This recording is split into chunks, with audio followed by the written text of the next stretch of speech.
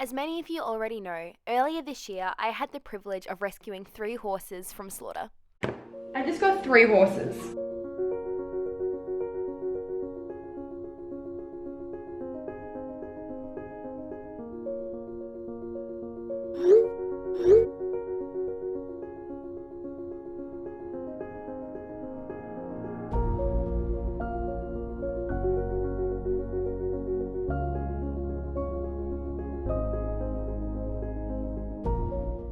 I never expected anyone to care about this except for me. I only uploaded it because I like sharing my life with you guys, and I never really expected anyone else to really care about it. I uploaded a video which you guys might have seen. If you haven't seen it yet, I definitely recommend going and watching that first. But as a very brief overview, in Australia at the moment, we have got horrendous drought. Something that I have to remind myself, and something that I think is really important to remember, is that you can't save everyone, but for that one horse, for that one person, for that one dog, for that one whatever it is, you're saving their world. Since that time, the Dodo created a video about our story, which was insanely amazing and insanely overwhelming in itself. The video now has over 5 million views across all platforms. I've been inundated with comments of beautiful, kind people wanting to know more and see how they're going and desperately seeking updates and more information. So I thought it was only fair to update you all myself. There's a lot. Like, a lot. They really look so alike. Hi, handsome. Hi, bud. He's an old man, this one, so let me tell you the story of him. He's from an outback cattle station where he'd been their stock horse for his entire life. They reckon he's close to 30. Wow. They got no feed for him and he did his fetlock, so they sent him to the doggers. This baby is from the same stock place as he is. And she's only, she said, close to a yearling, so probably not even one. Yep. And I said, do you know what breeding? And they said, yeah, quarter horse warm blood. And I just Oh went, my you're God. actually kidding me. What the heck? Dad wants to come with me to go to Sunderland. Hi, honey. The first week that they were all here, they were all obviously very scared and very uncertain and quite malnourished, so it was kind of hard to get an understanding of any of their personalities because all of them were in survival mode. Those first couple of weeks were vital to get good food into them as much as possible, so getting to know them wasn't top priority.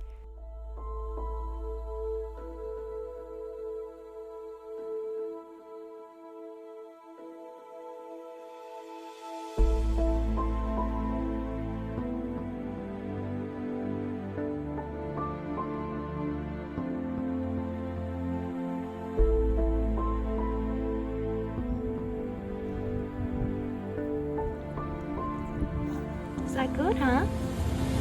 Yeah.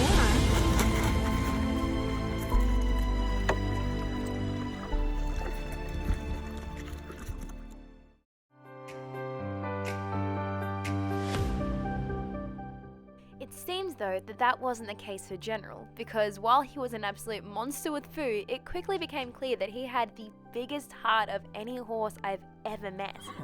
You are so cute.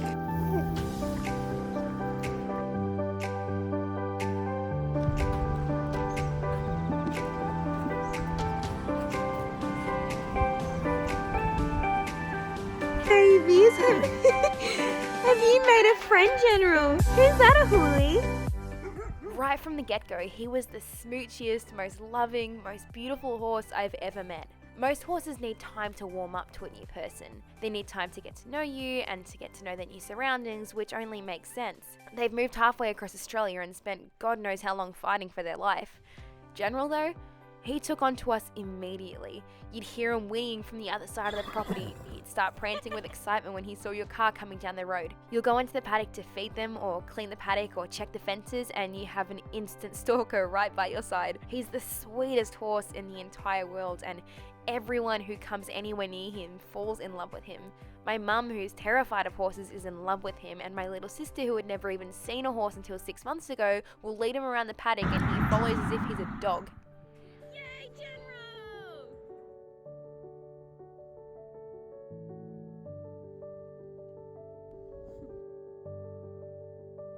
Mulan and Naja though, they took longer, which is understandable of course. Mulan had scars across her body which will never learn the origin, and Naja's a baby, likely never even been touched by a person before. After a week of just hanging out in the paddock, Mulan allowed me to touch her for the first time, which over the following month became catching and learning some new little things, picking her hooves up, accepting blankets and rugs, understanding the weird new human things.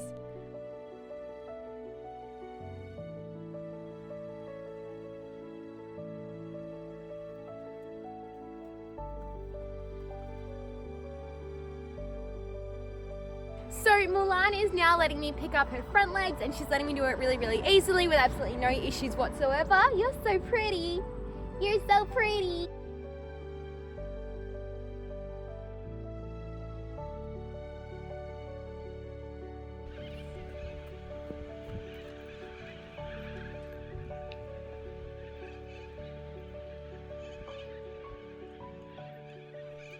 Things were going okay.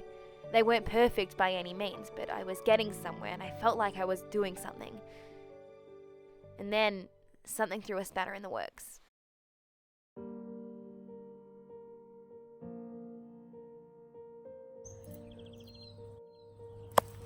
Mulan had a miscarriage.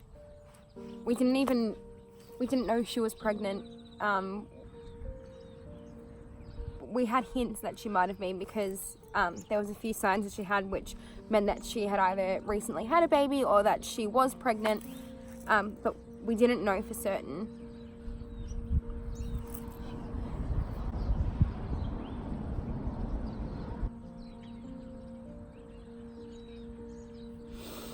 I just feel so bad for her because she's been through so much in so little time already. And she keeps standing over the baby and looking at it. Like she knows there's something wrong.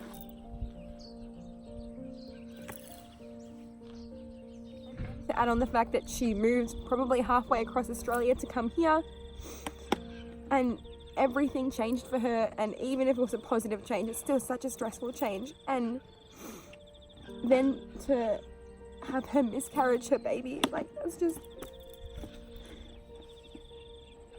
And it's just such a shock because we didn't even know she was pregnant in the first place. Good girl. So yeah, that was a really rough start. And then the vet came out, and that was scary too because I know that she's so scared of anyone that isn't me. And she's still scared of me too, so I know that a vet coming out and doing things like and doing things which she isn't going to like, that's going to upset her even more and cause her more stress, and she just doesn't need any of this.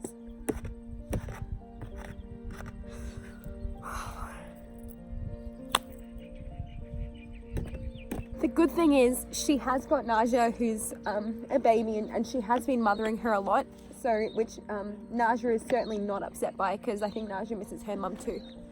So the fact that they have each other is really good, and it's definitely going to be a really positive healing thing for both of them. And she's not alone. She has a lot of horses around her, and she's part of a herd. She's part of a pack, and she's definitely upset about the baby. She keeps on going over to it and looking at it and licking at it and trying to make it move. But she has got other horses here, and she's gonna be okay.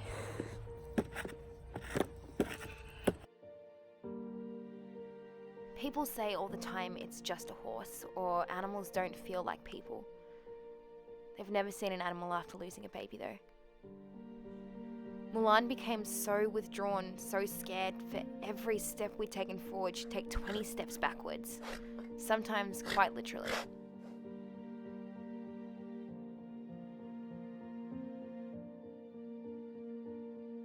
But things aren't hard forever. Bad things don't always remain bad.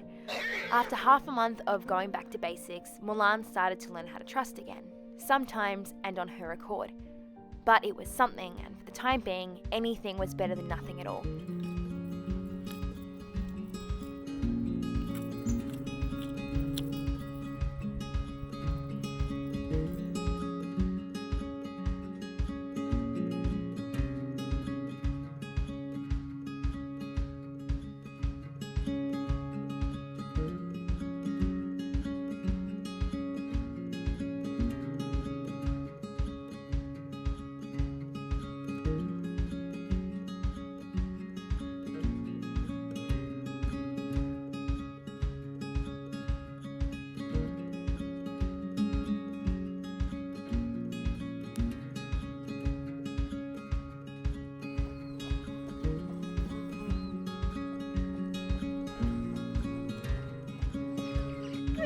you're so beautiful. Good job.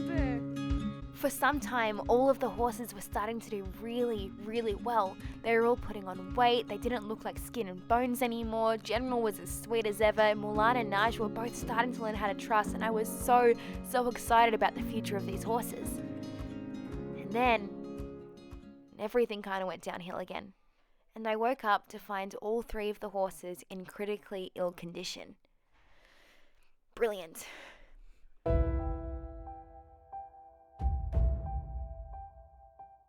Immediately, my biggest fear was that it was a deathly virus. It's not uncommon for horses to contract them when they've come from up north and been locked in poor conditions with hundreds of other animals. If it was one of these viruses, it would mean that all 3 of them were infected, and they likely would have infected other horses in the area too. Once contracted, it's almost impossible to save them. The Australian equine industry has been rocked by a record number of cases of the deadly Hendra virus. We had to give them medication 3 times a day for 2 weeks and wait for an outcome. Alright, so we have got all of their food mixed up and we have put boiling water in it so it is nice and warm like porridge. And then we're going to put all of the medicine in and go give them. Hey, bud. You ready for your dinner? Yeah, good boy. Good boy. Hi, baby. We can't even see you. It's just your eyeballs. Hi, honey. I was so certain that we were going to lose General and Naja. Both of them were incredibly weak, and with the cold nights and a sickness, the chances of them making it through wasn't as high as I would have liked to think.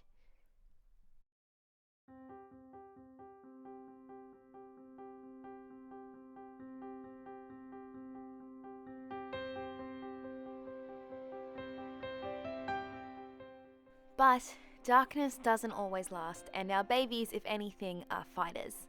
Long before our vet told us to expect results either good or bad, there was a life in their eyes, and they were very clearly all feeling happy and excited and fresh.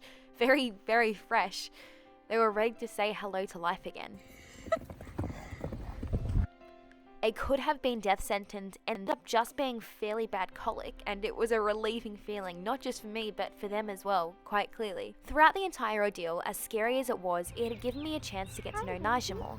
Usually, she was extremely shy of people and refused to be caught, minus a couple of sporadic times I somehow managed to give her a cuddle.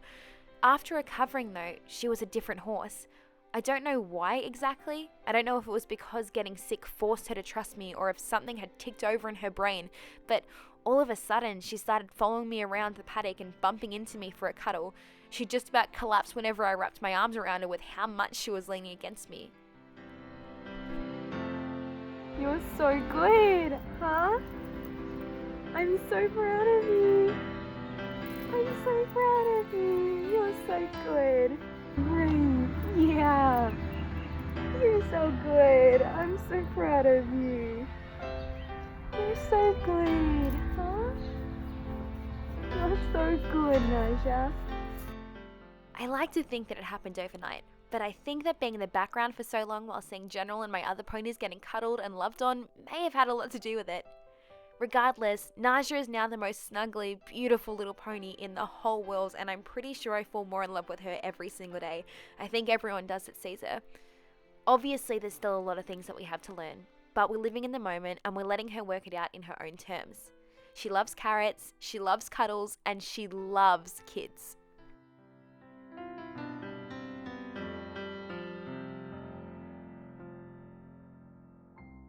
There's not really a whole lot to report on General, other than he seems to become more of a smooch every passing day. Everyone is head over heels with him, both humans and animals, and every day he's getting fatter and healthier and more beautiful.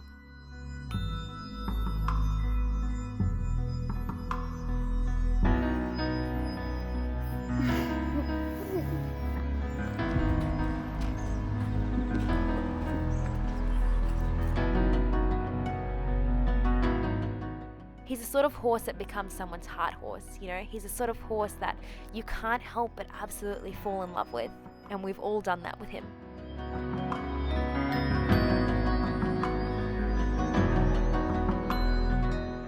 Mulan had been a challenge from day one. I knew she would be. She was clearly damaged and broken, and while fixing her up physically was the easy part,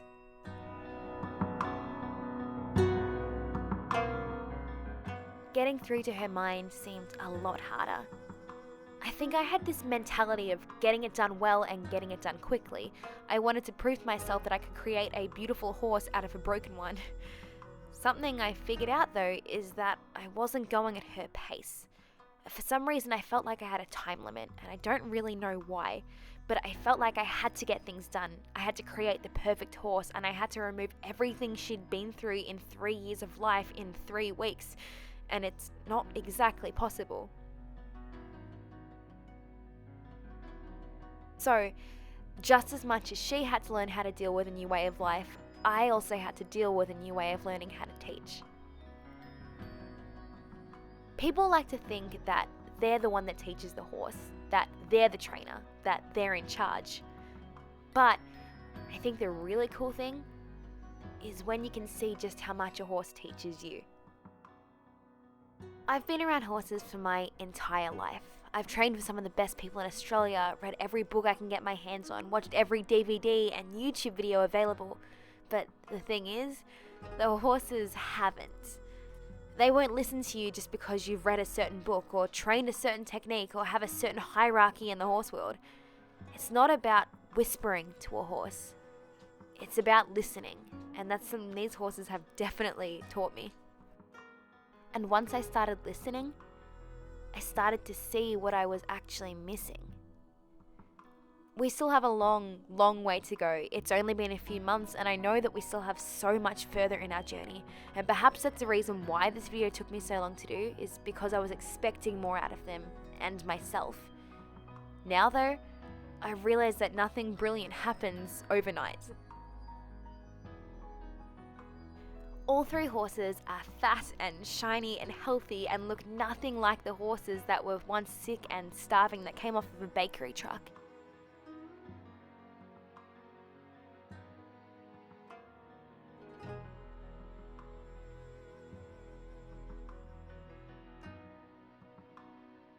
As for everything else though, we're taking it in their time and their pace, and I've realized that that's the best way. I can't do anything when I feel like I'm being forced, when I feel like I'm stuck. It just makes me scared and worried and anxious and definitely not in any mood to do it. So why would they?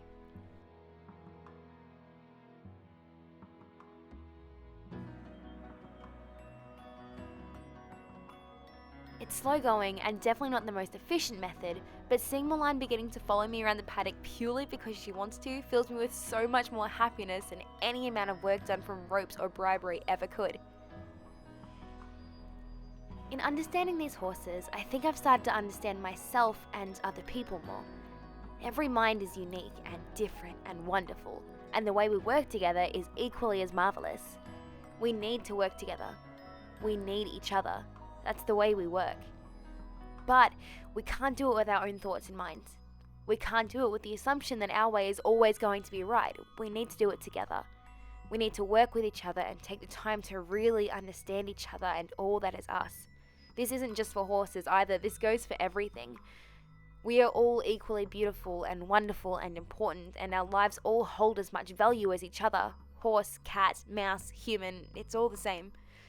Valuing and loving and caring for each other is the only way we can really turn our world into one that we want to be a part of, and having these 3 rescues have really helped me see that.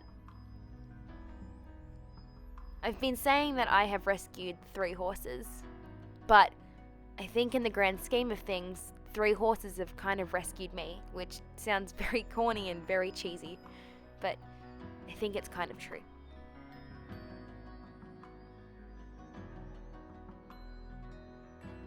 So that's the update. That's how the horses are doing, and I'm so excited to announce how well they are doing and how amazing their progress is. If you guys want to see more updates more regularly, there is a Facebook and an Instagram page dedicated to our newly set up sanctuary, Ohana Rescue, because Ohana means family, and family means no one gets left behind.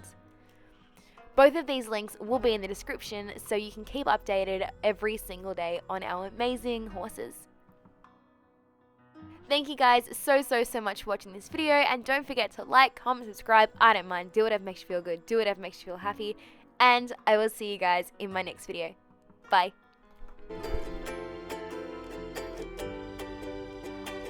Just be me.